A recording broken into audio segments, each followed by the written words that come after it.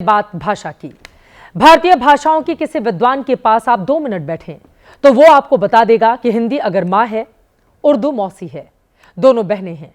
लेकिन किसी पॉलिटिशियन के पास बैठे हों तो हो सकता है उसका भाषा विज्ञान अलग हो। वो कह दे कि हिंदी तो हिंदू की है और उर्दू ठहरी मुसलमान की।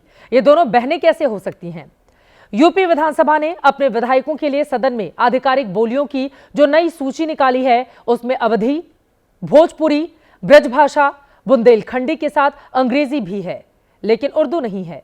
इसी पर कुछ तर्क कुतर्क हुए और सीएम योगी आदित्यनाथ ने अपनी बातों को जिन शब्दों में डिफाइन किया, उस पर हंगामा हो गया। लेकिन उर्दू कोई यूपी तक तो सीमित है नहीं। हैदराबाद में एआईएमआईएम के चीफ असदुद्दीन ओवैसी ने इसे लेकर सीएम योगी के खिलाफ एक तकरीर कर डाली और बहस को नेशनल बना दिया। आज जनहित में इस पर विस्तार से बात करेंगे, लेकिन सबसे पहले पूरी तकरार देखिए। कठपुतला पर की ओर देश को ले जाना चाहते हैं, ये नहीं चल सकता। उत्तर प्रदेश के मुख्यमंत्री ने कहा कि उर्दू पढ़ने से कटमुल्ले बनते हैं।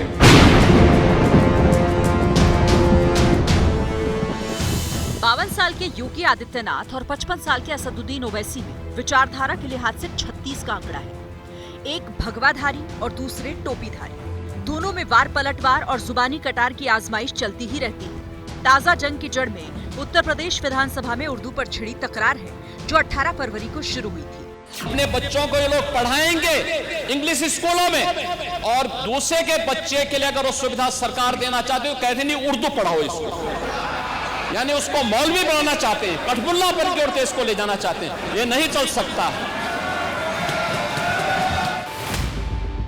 योगी का ये बयान समाजवादी पार्टी पर था, लेकिन मसला क्योंकि उर्दू का था तो दूर हैदराबाद में बैठे असदुद्दीन ओवैसी को शब्द सुनाई पड़ गए और भाईजान जमकर भड़क गए। उत्तर प्रदेश के मुख्यमंत्री को तो उर्दू नहीं आती, मगर वो साइंटिस्ट क्यों नहीं बने, उसका जवाब वही दे सकते हैं।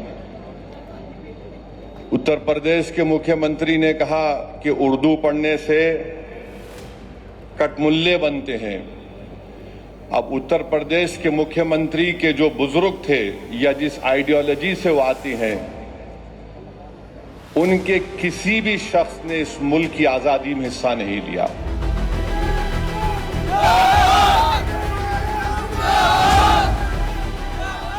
ऑल इंडिया मजलिस-ए इत्तेहाद उल मुस्लिमीन यानी एआईएमआईएम के 67वें स्थापना दिवस का जलसा था। पार्टी के सरबराह ओवैसी अपने समर्थकों से घिरे हुए थे। मजहबी नारों के शोर से ओवैसी के बोलने लायक माहौल बन रहा था।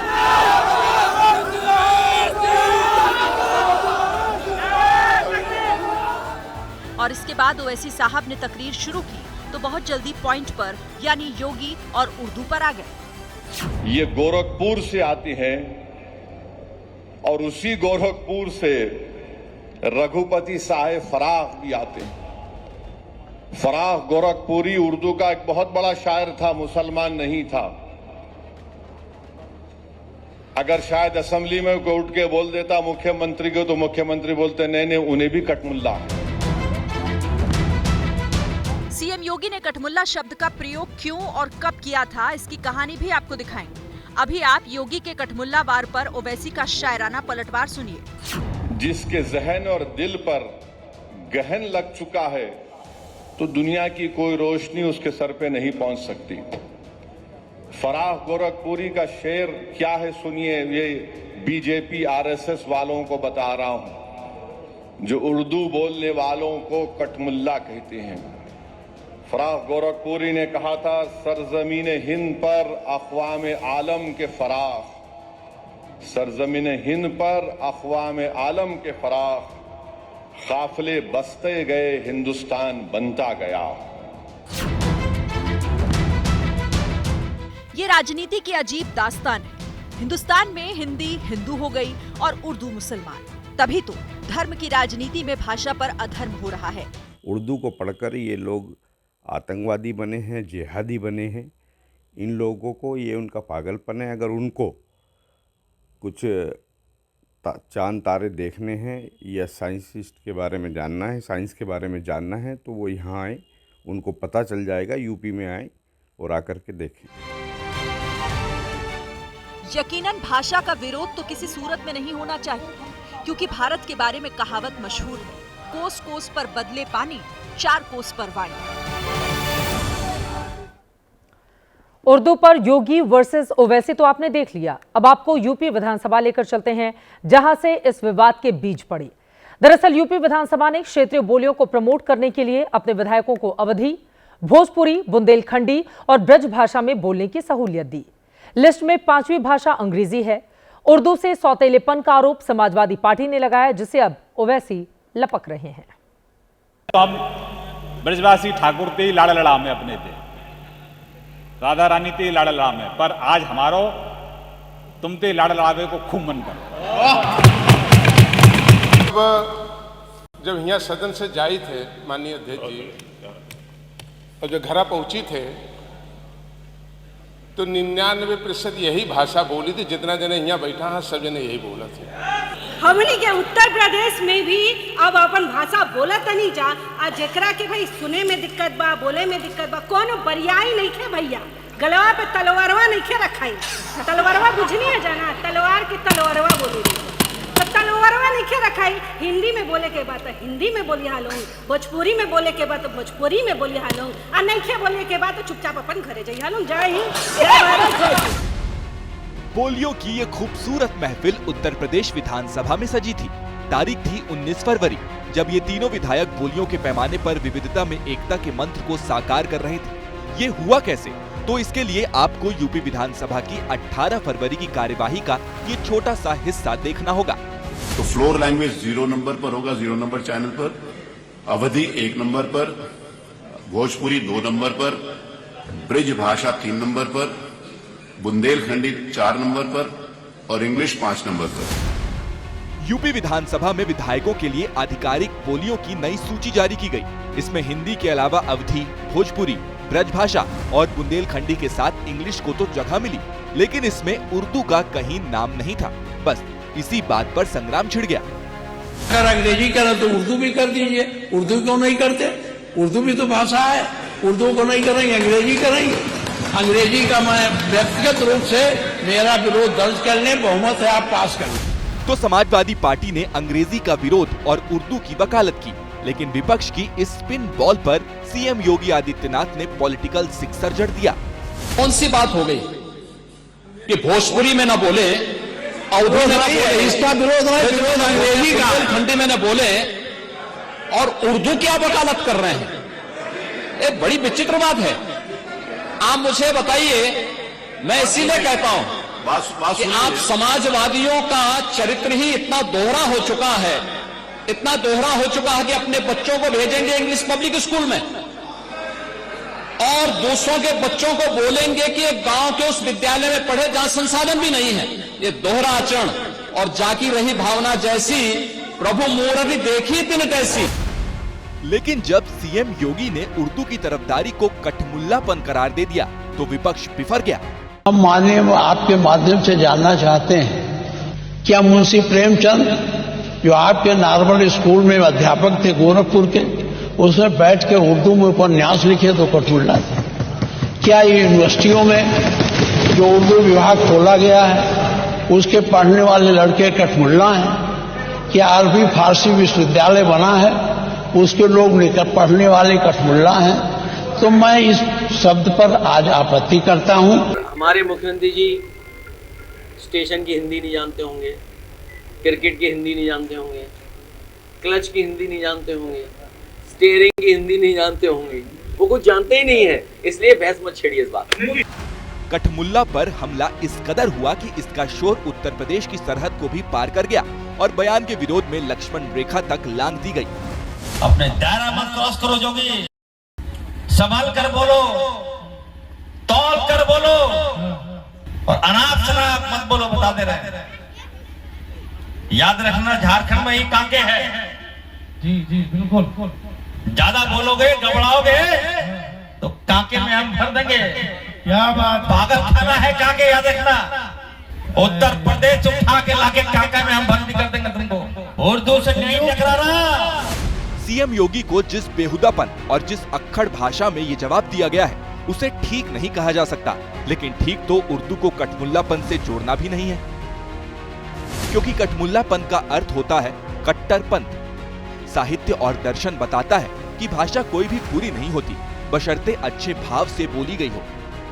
हिंदी हो या उर्दू, हर भाषा के साथ उसका भाव होता है, वही भाषाओं को जोड़ता है। लेकिन अफसोस कि भाषा के नाम पर उत्तर से दक्षिण और पूरब से पश्चिम तक मजहबी लकीरें खींचने की कोशिश होती रहती है। इतिहास गवाह है कि भाषा के नाम पर सीमाएं बदल चुकी हैं, देश तक बढ़ चुके हैं। भाषा कोई बुरी नहीं होती, भाव ही अच्छा या बुरा होता है। हिंदी की तरह उर्दू भी भारत में ही जन्मी। हिंदी की खूबी है कि वो सबको अपना लेती है। उर्दू से मिलकर हिंदुस्तानी बन जाती है, इंग्लिश से मिलकर हिंग्लिश बन जाती है। बहरहाल आप पीएम मोदी से उर्दू शब्द सुने, फिर आगे बात करेंगे।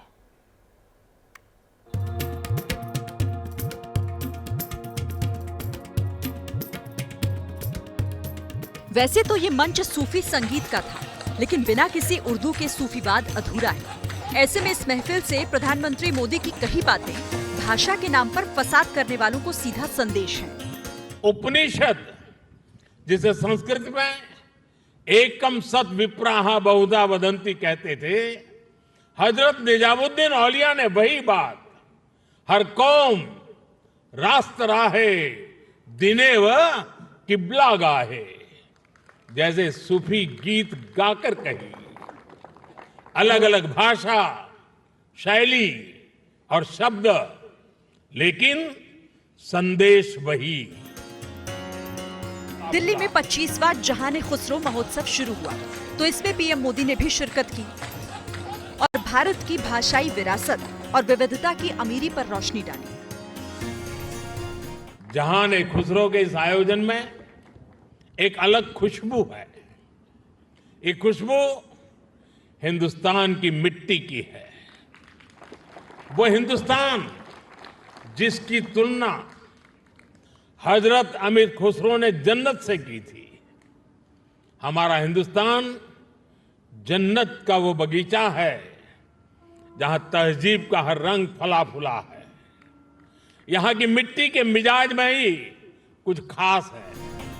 फिर भी ना जाने क्यों इन दिनों उर्दू के नाम पर लखनऊ से हैदराबाद तक जुबानी तलवारबाजी हो रही है। ऐसे में आज आपके लिए उर्दू के इतिहास को जानना भी जरूरी है, ताकि जब कभी भाषा को धर्म से जोड़ा जाए तो आप ऐसी दलीलों को आज के जनहित की इस रिपोर्ट से खारिज कर सकें। हम और आप उर्दू में शायरी सुनते पढ़ते हैं, नज्म सुनते पढ़ते हैं, गीत भी पसंद करते हैं, लेकिन क्या कभी आपने ये जाना है कि उर्दू का जन्म कैसे हुआ, ये कहां से आई? तो जनहित की ये खबर देखिए, इससे आपकी जानकारी में इजाफा होगा। उर्दू जुबान से रूह तक पहुंचने वाली भाषा है। ये एक ऐसी भाषा है जो गजलों में जिंदगी भर देती है। यही वजह है कि उर्दू में लिखे गीत, शायरी और नज्म हमारे दिलों तक पहुंचते हैं। भारत सरकार के national council for promotion of Urdu language के मुताबिक उर्दू का जन्म 12वीं शताब्दी के बाद मुस्लिमों के आने से हुआ। ये भाषा उत्तर पश्चिम के क्षेत्रीय अपभ्रंशों से संपर्क स्थापित करने के लिए उभर कर सामने आई। इस भाषा के पहले बड़े जन कवि महान फारसी कवि अमीर खुसरो हैं, जिनके बारे में कहा जाता है कि उन्होंने इस भाषा में दोहे और पहेलियां कही। उस समय इस भाषा को हिंदवी कहा जाता था। मध्यकालीन युग में इस मिली जुली भाषा को कई नामों से जाना गया, जैसे हिंदवी, जबान हिंद, हिंदी, जबान दहली, रेख्ता, गुजरी, दक्कनी, जबान उर्दू ए मुअल्ला, जबान उर्दू और उर्दू। इस बात के सबूत मिलते हैं कि 11वीं शताब्दी के अंत में इसका नाम हिंदुस्तानी प्रचलन में था, जो बाद में उर्दू बन गया। शब्दकोश के अनुसार उर्दू तुर्की भाषा का एक शब्द है, जिसका अर्थ छावनी या शाही पड़ाव है। ये शब्द दिल्ली शहर के लिए भी इस्तेमाल किया गया, जो सदियों तक मुगल साम्राज्य की राजधानी रही। कहा जाता है कि उर्दू और हिंदी में बंटवारे की शुरुआत उपनिवेशवाद यानी ब्रिटिश हुकूमत के दौरान हुई, लेकिन अफसोस है कि उस दौर में अंग्रेजों ने नफरत के जो बीज बोए वो आज वोट बैंक के सियासी युग में भी लहलहा रहे हैं। लेकिन भाषाओं के बीच खाई चाहे कितनी भी गहरी हो जाए, सच ये है कि आज भी मीर तकी मीर और गालिब से लेकर प्रेमचंद और सआदत हसन मंटो की उर्दू रचनाएं पुल की तरह जोड़ने का काम करती हैं। तथ्य और सत्य ये भी है कि संविधान ने जिन 22 राष्ट्रीय भाषाओं को 8वीं अनुसूची में जगह दी, उनमें हिंदी के साथ उर्दू भी है। भाषा तो जोड़ने का जरिया होती है, ना कि तोड़ने का। उर्दू की इस बहस से निकलकर अब जरा आपको तमिलनाडु लेकर चलते हैं, जहां हिंदी के विरोध का झंडा एक बार फिर से बुलंद हो रहा है।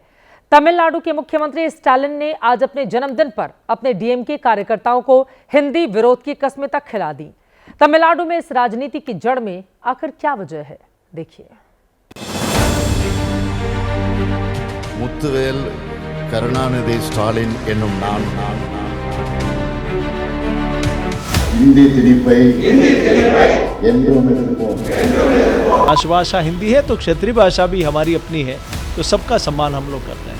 आप अपनी रीजनल भाषा को आगे बढ़ाइए, उसके लिए कौन रोका है? सरल भाषा है जिसको हम पूरे भारत के स्तर पर पैन इंडिया देखते हैं। शायद स्टालिन जी को इस बात का एहसास नहीं होगा। 2000-3000 पुराना इतिहास है, तो इसको हम बरकरार रखना चाहिए ना। देश में सबसे ज्यादा बोली जाने वाली भाषा है हिंदी, लेकिन हिंदुस्तान में हिंदी के खिलाफ ही फिर झंडा उठा है और इसके झंडा बरदार हैं तमिलनाडु के मुख्यमंत्री M.K. स्टालिन।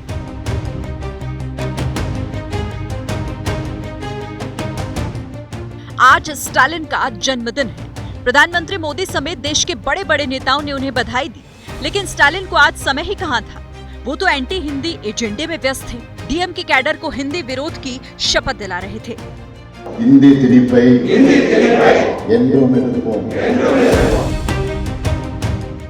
तमिलनाडु में हिंदी के खिलाफ ये तेवर पिछले 6 दशक से द्रविड़ आंदोलन से पैदा हुई राजनीति का मूल आधार रही है। हिंदी विरोध की आंच पुरानी है, कारण बस हर बार नया होता है, जैसा इस बार है। वो है केंद्र की नई शिक्षा नीति, जिसके तहत देश के हर राज्य में छात्रों को 3 भाषाएं सीखनी अनिवार्य है, जिसमें 2 भारतीय भाषाएं होंगी जबकि 1 अन्य भाषा होगी। पहली भाषा मातृभाषा होगी, जबकि दूसरी भाषा हिंदी या राज्य की कोई क्षेत्रीय भाषा होगी और तीसरी भाषा के तौर पर अंग्रेजी या कोई अन्य भारतीय या विदेशी भाषा हो सकती है। स्टालिन का कहना है कि बीजेपी 3 लैंग्वेज पॉलिसी के बहाने तमिलनाडु पर फिर से हिंदी थोपने की कोशिश कर रही है। बीजेपी इस आरोप को खारिज कर रही है, जबकि देश के कई विपक्षी दल स्टालिन के साथ खड़े दिख रहे हैं। हिंदी हमारी राष्ट्रभाषा है, इसको कोई नकार नहीं सकता, और बाकी क्षेत्रीय भाषाओं का भी देश और देश के वासियों ने हमेशा सम्मान किया है। हमारा क्लासिकल लैंग्वेज है, कन्नड़ा रहने दीजिए, तेलुगु रहने दीजिए, Malayalam, Tamil, all classical language. 2000-3000 पुराना इतिहास है, तो इसको हम बरकरार रखना चाहिए, इसको हम सुरक्षित रखना चाहिए। द्रविड़ आंदोलन से जन्मी पार्टी डीएमके का ये दशकों का डर रहा है कि अगर हिंदी तमिलनाडु में दाखिल हो गई और जुबान पर चढ़ गई तो तमिल भाषा खतरे में पड़ जाएगी, और तमिल भाषा पर संकट आया तो तमिल संस्कृति और परंपराओं के सामने पहचान का संकट खड़ा हो जाएगा। 2 दिन पहले स्टालिन ने इसी संकट को गहरा करके दिखाया। एक पोस्ट करके उत्तर भारत की क्षेत्रीय भाषाओं को लपेटे में लिया, हिंदी भाषी राज्यों का आह्वान करते हुए लिखा, क्या आपने कभी सोचा है कि हिंदी ने कितनी और भाषाओं को निगल लिया? भोजपुरी, मैथिली, अवधी, ब्रज, बुंदेली, गढ़वाली, कुमाऊनी जैसी कई और भाषाओं का अस्तित्व संकट में है। यूपी और बिहार कभी भी सिर्फ हिंदी हार्टलैंड नहीं थे, उनकी वास्तविक भाषाएं अब अतीत के अवशेष हैं। विचित्र है किंतु सत्य है कि देश में विचारों की कोई सीमा नहीं, लेकिन भाषा की सीमा इस तरह खींच दी जाती है। बीजेपी के सहयोगी खुलकर स्टालिन के खिलाफ हैं, लेकिन तमिलनाडु में बीजेपी के सहयोगी नाप तोल कर बोल रहे हैं। समाजवादी पार्टी से आपके माध्यम से पूछना चाहते हैं कि उसका स्टैंड क्या है, वो इस मसले पर चुप क्यों है? राहुल गांधी जी चुप क्यों हैं? अखिलेश यादव जी चुप क्यों हैं? अपना स्टैंड क्लियर करें। वो जो है 24 करोड़ से ज़्यादा लोग उत्तर प्रदेश में रहते हैं हिंदी भाषी, वो उनकी साथ है या स्टालिन साहब के साथ है? Mr. Stalin today, like he is a savior of Tamil. What has he done for Tamil language? Nothing. दरअसल हिंदी से द्रविड़ राजनीति के सूरमाओं के डर की एक वजह राजनीतिक भी है। ये राजनीतिक डर है कि अगर हिंदी को स्पेस मिला तो कहीं उसके पीछे पीछे हिंदी बेल्ट के राजनीतिक दल भी तमिलनाडु में न छा जाएं। टाइमिंग ऐसे समझी जा सकती है कि तमिलनाडु में अगले साल 2026 में ही विधानसभा चुनाव होने हैं। पुराने सियासी रिकॉर्ड भी देखें तो पाएंगे कि जब जब राज्य में चुनाव होते हैं, हिंदी विरोध का झंडा अक्सर लहराता देखा गया है।